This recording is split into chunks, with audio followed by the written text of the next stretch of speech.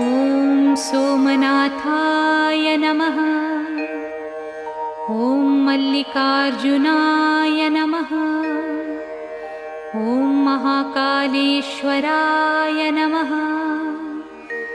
ॐ ओंकारेश्वराय नमः। ॐ वैद्यनाथाय नमः। ॐ भीमशङ्कराय नमः। ॐ रामेश्वराय नमः। ॐ नागेश्वराय नमः। ॐ विश्वेश्वराय नमः। ॐ त्र्यम्बकेश्वराय नमः।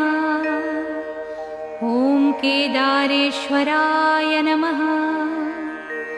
ॐ भुस्मेश्वराय नमः।